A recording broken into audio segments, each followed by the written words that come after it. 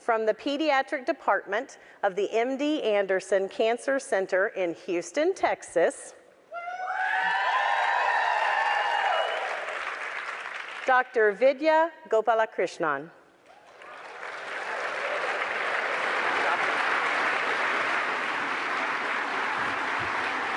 Thank you. Thank you. What an amazing crowd. What an amazing crowd. You guys are amazing.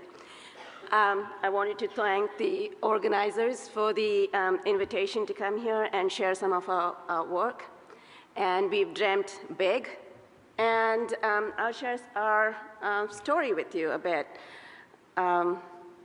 So most of our work is targeted towards a fight against childhood cancers.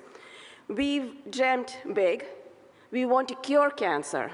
And the American Cancer Society and you folks have been with us every step of the way. Isn't it an amazing coincidence that September is Childhood Cancer Awareness Month? I urge every one of you to join in the fight against pediatric cancers. Our kids cannot fight cancer alone. They really need our help. So what do we know about childhood cancers? It is the #1 killer among diseases in children, more than asthma, more than diabetes, more than cystic fibrosis, you name it. It's an equal opportunity killer. It does not discriminate on the basis of race, ethnicity, socioeconomics. Each year, look at this number, 35,000 to 40,000 children in the United States are in treatment for cancer. 1 in 5 of these children die. And the remaining, of the survivors, 3 out of 5 go on to have long-term health issues. They face a high incidence of recurrence, secondary cancers from the treatment, cardiac problems, endocrine dysfunction, infertility, intellectual impairment. Imagine the burden these children are carrying with them through their life. Imagine the burden this places on their family. And imagine the burden on the healthcare system. There are about 350,000 adult survivors of pediatric cancers in the US. In the very near future, this is going to account for 1 in 640 adults between the ages of 18 and 45. Clearly, we need to tackle this problem and tackle it now. We need resources to find new therapies so that these kids have a better chance at life. So funding clearly is very important, and research is important. So what is the status of funding for childhood cancers?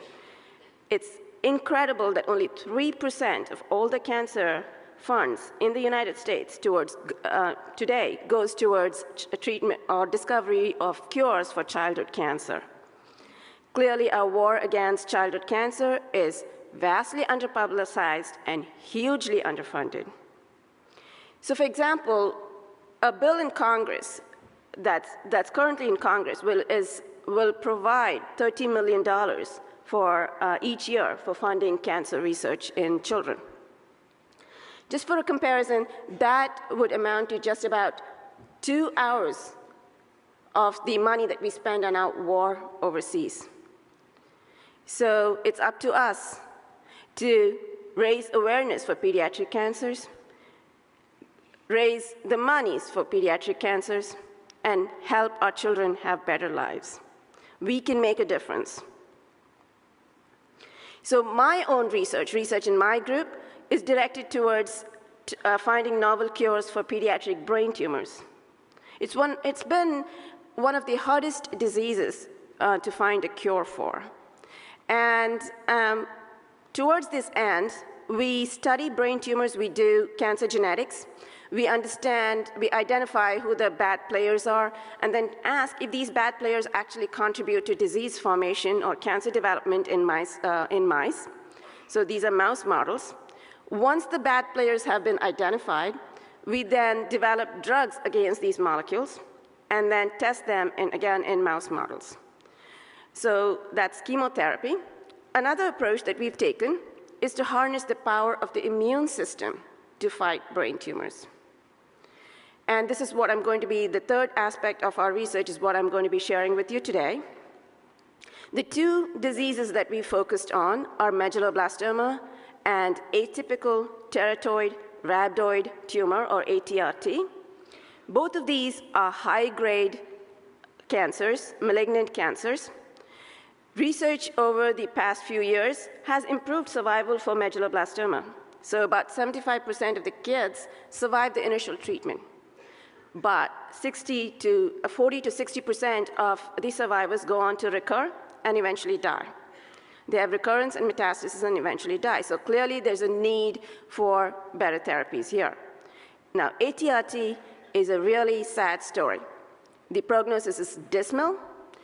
These tumors occur very frequently in children below the age of 3 years, and there's a 10% survival chance. So before I show you some of the work we've done, I'd like to acknowledge my hero, Addison Faith Bender. I met her when she was 16 months old. She was admitted to MD Anderson Cancer Center with a diagnosis of ATRT. Addie fought hard. She fought long. Multiple recurrences, long stays at the hospital. And you can see she went through proton therapy at the top. She went through chemotherapy, came out looking completely bruised, but always with a smile on her face.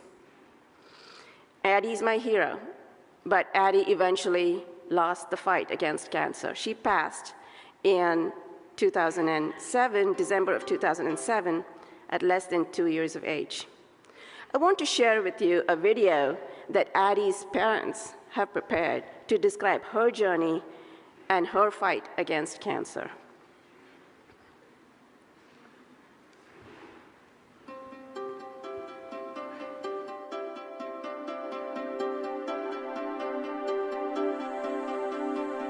Our daughter was diagnosed with a malignant brain tumor at the age of 16 months. It's a very rare tumor, but most of the time, in a certain age group, children below 3 years of age, it's almost always lethal. Regardless of the outcome of Addie, we knew we needed to do something to better the situation. Initially, the first tumor was removed upon initial diagnosis, and then she was put on a very strenuous and very difficult chemotherapy protocol that was very hard on her body, and we remained hospitalized for, I believe, 76 days in a row. And that's the hard part, because you have very few options. Radiation is not an option for children below 3 years, or very rarely is. And so you need effective chemotherapy. We pretty much knew what was going to happen because of the statistics. We just really felt like we wanted to make sure that somebody else who's getting this news gets some better treatment options. In this case, Addie really is able to live on through the growth of her tumor cells and the treatments that Dr. Vidya and her staff are presenting to the tumor. We tried a whole bunch of conventional chemotherapy that they've used so far, and none of them worked. And then we began testing novel agents that we were using for other brain tumors. Addie's tumor was particularly sensitive to one of them. So we look forward to great results and hope that we're able to find a pharmaceutical company and other people that would like to donate to help us bring this product to where we can actually make a big difference in children's lives. And so one of the approaches, apart from the chemotherapy, developing new chemotherapies, one of the second approach that we took was to harness the immune system, the amazing power of the immune system to treat cancer. Now, shown in this cartoon, you see those giant yellow cells with tentacles. Those are a component of our immune system called natural killer cells, and you can see that they are sitting on top of a cancer cell in orange. Now, those, what natural killer cells do are poke holes in cancer cells and cause the contents of the cells to leak out. So these natural killer cells are the first line of defense in our body, and they respond to chemicals that are released by cancer cells, cells that are infected with bacteria or virus, and then they arrive at the scene, to begin the process of killing these cells and then recruit other components of the immune system. So its natural killer cells are prepared from blood donations. You harvest blood, you collect blood from donors, the patient's family, unrelated donors, and spin it down. And then when you spin it down, they separate into different layers. One of the layers, which you can see labeled white blood cells, is what we do to then harvest the natural killer cells from. So you can see in the white cell shown with the red arrow is the natural killer cell. It's a very small component of our white blood cell population. And so we need to expand it. To do that, we grew these cells on a feeder layer which we genetically engineered to secrete various chemicals that will cause selective expansion of the natural killer cells. And those are the feeder cells are shown in brown below. And then once you have expansion, remember they're still in the context of other contaminating white blood cells, and so you need to completely purify it. Purification is done and further expanded, and then they're ready to be infused into the patient. And here I'm going to show you a video of an experiment that we did to test the activity of the natural killer cell in a Petri dish. So here's Addie's cell stained with a red dye, and you can see small cells surrounding that are poking holes. If the NK cells are, actually are able to kill, you should see the red disappear and green from the media, a green dye from the media enter the cell. And there you see it's turning green.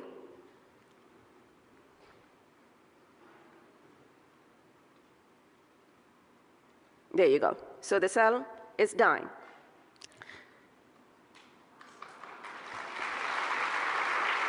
Thank you.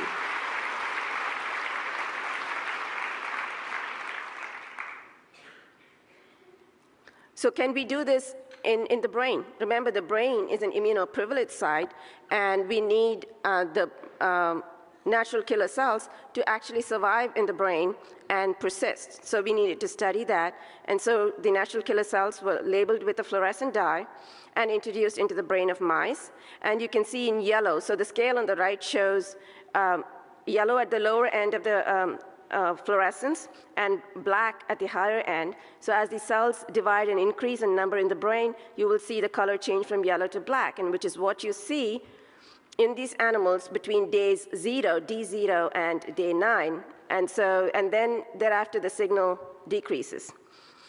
So we have persistence up to, say, day 9 to day 12. Now we needed to model tumor growth. Here, we injected tumor cells, brain tumor cells. The scale, again, blue, low, red, high. So as the tumor grows, you will see an increase in the red signal in the tumors, and that's what you see. Now we did this to figure out when to inject the natural killer cells. We have a feeling that natural killer cells will not work in the context of bulky disease. And in the clinic, in fact, patients undergo surgical resection before they have any kind of chemotherapy or radiation. And so we believe natural killer cell will also work in that context. So we knew we had to inject the cells between day 5 and day 9. And so then we did the actual experiment to see if it worked in the mouse brain. So we had a panel of animals where we just injected the tumors. These were our controls.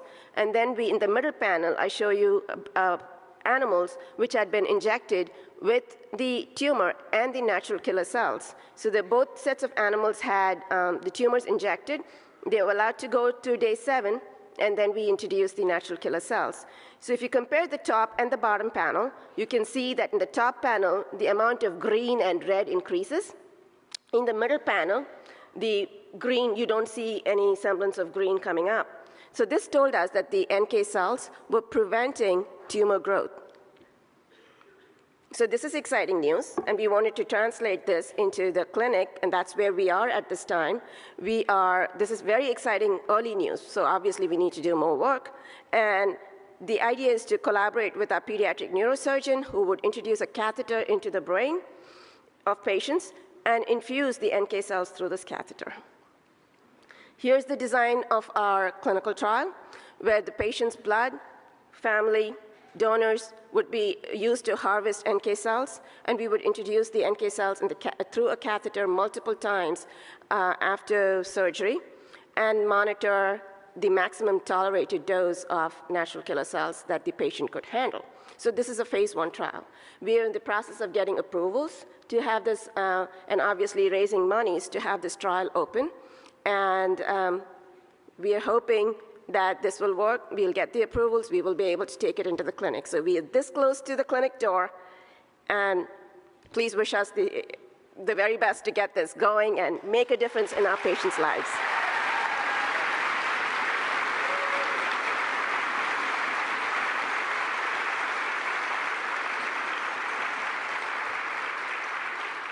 So here are the folks that helped this research happen.